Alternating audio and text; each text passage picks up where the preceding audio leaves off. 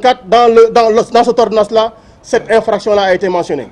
Mais que nenni, et M. Madior Fall déclare également dans sa deuxième précision que le chef d'accusation donc était bien visé dans cette ordonnance-là, et il avait dit, bien entendu, que tout le monde pouvait le consulter. Nous avons consulté, nous avons lu, nous avons relu, nous avons retourné cette ordonnance-là dans tous les sens, nous ne l'avons pas vue. Nous avons essayé par notre intelligence de le déduire, nous n'avons pas pu le déduire. Peut-être que nous sommes cancres, mais je pense que s'il y avait un cancre à déterminer, s'il y avait un cancre à pointer du doigt, mais c'est bien Ismaïla Madior Fall qu'il fallait indexer. Et il ne finira pas également de montrer son incompétence. Parce qu'il a voulu s'ériger en connaisseur de la matière pénale, de la matière judiciaire, disons tout simplement. Mais il a dit, si Ousmane Sonko se constitue prisonnier, il a 10 jours pour acquiescer dans la condamnation ou non. Mais ce qui est absolument faux. Ce qui est absolument faux. En résumé, si Ousmane Sonko se présente, ou si le juge lui délivre un mandat à sa diligence, il y a juste 3 jours entre l'audience de représentation et le procès. 3 jours seulement entre l'audience de représentation où Ousmane Sonko se présente devant le juge pour dire qu'il est bien présent à Dakar. S'il écrit au procureur pour le dire, c'est ce qui se passe, il n'y a que 3 jours. Ismaïla Madior Fall a caché ceci. Et s'il se présente, comme on l'a dit, l'affaire est totalement anéantie. Et il y a un nouveau procès. Et dites-vous bien que si cela se passe, le nouveau procès qui aura lieu, ce sera un nouveau procès contre le complot. Parce que tout simplement, on nous a bassinés pendant des années, où des ministres ont déclaré avoir des vidéos, des audios, des images, des directeurs.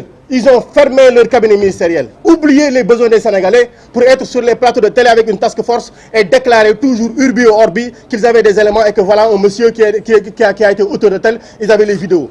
Ils ont plaidé le procès dans la rue. Ils ont plaidé le procès dans la presse. Que nenni, mensonge absolu. Et tout cela, tous ont menti impunément au peuple.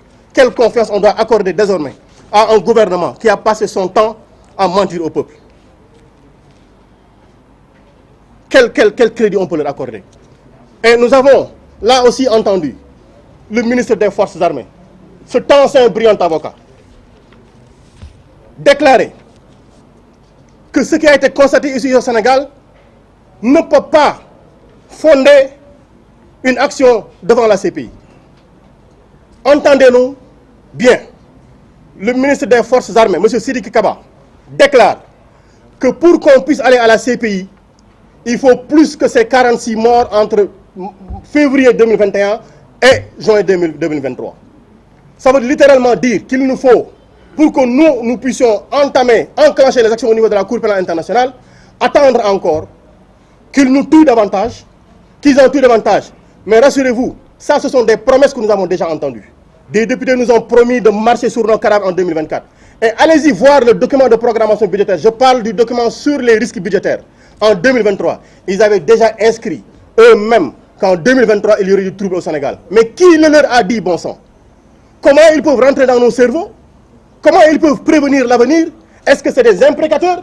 Est-ce que c'est des prédicateurs pour nous dire qu'en 2023, il y aurait des troubles qui menaceraient le budget du Sénégal? Et on le constate aujourd'hui. Ça veut dire que tout ceci a été minutieusement préparé.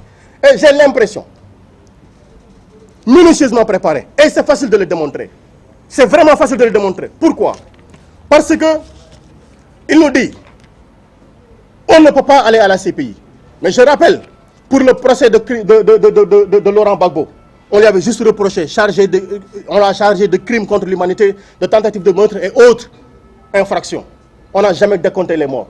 Il veut nous dire qu'il faut plus de morts pour aller à la CPI. On va voir s'il pense être plus intelligent, s'il pense être mieux formé, s'il pense être plus compétent que tout le monde pour décider de comment ça se passe à la CPI, nous allons nous donner rendez-vous là-bas. Et c'est l'occasion de dire que lui, le ministre des Forces armées, ils ont participé à toute cette manipulation-ci. Je veux juste rappeler un fait simple. Quand Ousmane Sonko a été ramené de Koungheul, on l'a mis dans un blindé de l'armée, de la gendarmerie. Et dans ce blindé-ci, on l'a pris en photo. Dans ce blindé-ci, ne pouvaient être que des officiers de forces de défense et de sécurité. On a récupéré ses téléphones. On a récupéré des pièces lui appartenant. On en a pris photo. Et ces documents se sont retrouvés non pas dans le site du ministère des Forces armées, non pas dans le site de la DIRPA, mais dans un site anonyme, dans un site privé. C'est là où ça a été publié. Qui a pris la photo? Et vous vous rendez compte qu'Ousmane Sonko était dans un blindé de l'armée. Il ne portait pas de casque. Et tous ceux-là qui étaient dans le véhicule blindé portaient des casques. Parce que quand on est dans un blindé, il faut porter un casque. Donc, sa vie était menacée. Et comme d'habitude, ils ont l'opportunité, chaque fois que l'opportunité se présente, de menacer sa vie. Et c'est l'occasion encore de le dire.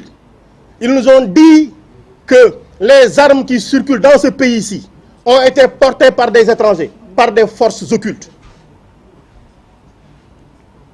Voilà leur affirmation. Et ils sont en train de théoriser une collision, une intelligence manifeste entre des citoyens de ce pays-ci et des étrangers. Pourquoi? Pour faire tomber un pouvoir politique. Je rappelle, Ousmane Sonko, sorti de la gendarmerie en 2021, était venu déclarer en conférence de presse qu'il ne fallait pas toucher à Macky Sall et qu'il fallait l'accompagner pour qu'il termine son mandat tranquillement, mais qu'il ne pouvait pas aller au-delà de ce que la Constitution lui permettait. Ce monsieur-là n'a pas changé son discours. Mais lui, Macky Sall, a déclaré qu'il avait 200 000 personnes pour faire sortir Abdoulaye Wade du palais. C'est quoi? Il a déclaré que si Abdoulaye Wade se posait pour une troisième candidature, la révolte contre le pouvoir devait se faire dans la rue. Il l'a déclaré. Ousmane Sonko ne l'a jamais déclaré. Aucun leader de la coalition Yewwi Askan ne l'a déclaré. Aucun militant de